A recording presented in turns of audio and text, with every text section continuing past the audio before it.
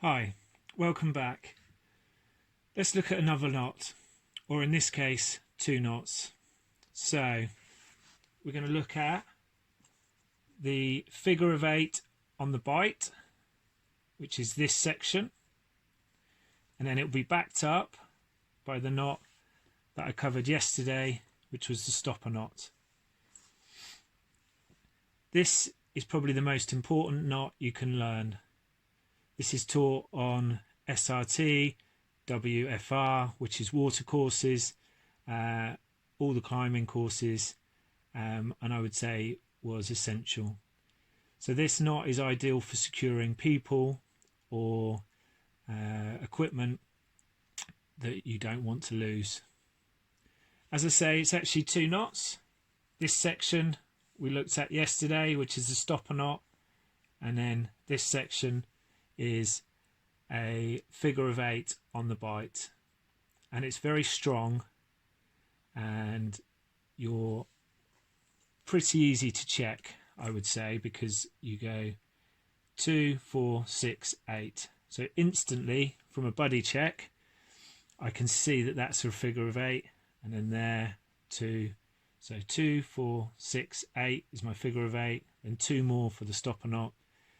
It's very simple to check. There are some other knots that may do similar to this, but aren't quite as easy to check from a distance. This is why it's liked so much in climbing and rescue. So there we go. Let's show you how this is done.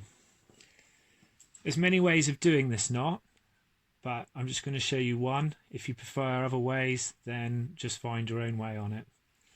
What I tend to do is get my end of the rope, then loop it back on itself for about 75 centimeters. Then I pick it up in the middle and I do my stopper knot. The reason I do my stopper knot first is this way I can judge that the tail here is not going to be too long. Okay, don't want it too long.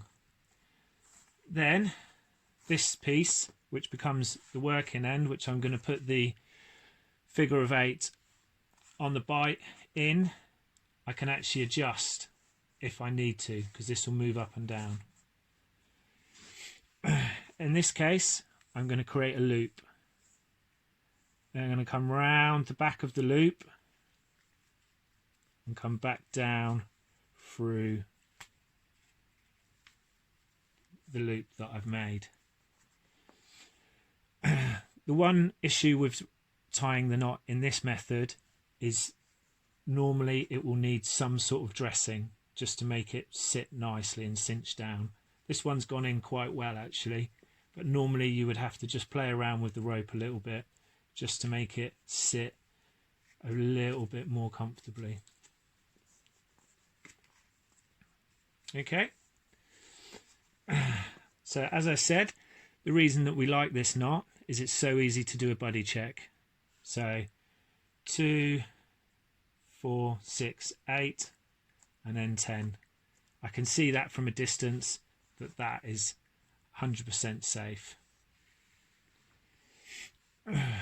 Okay, the reason that I like measuring it out and getting the distances correct is because we do need it to be short here, and short here.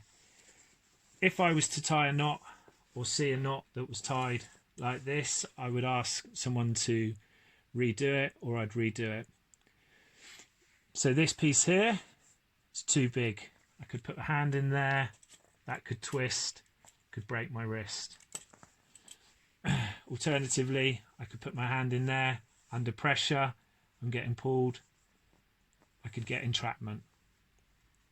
Then also here, I've got this area here, it's a tail, this tail's too long, it could whip up, catch me in the eye, and maybe send me sort of temporarily without my vision. So the practice with this is actually to get the dimensions of the knot correct, yeah, to stop these big gaps happening. Okay, let me show you that again.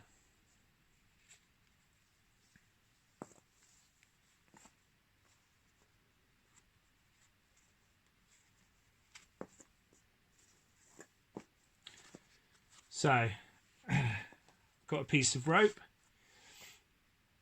I put a loop in it of about 75 centimeters. It does depend on the thickness of the rope, so I can't give you an exact figure on that. Then about halfway, put your stopper knot in one piece, normally in about the middle. Okay, then I've got the bight, which I want to put the figure of 8 in. So to put the figure of 8 in, I create a loop. Then I come round and back down. As I said, this often needs a bit of dressing when it's done in this method.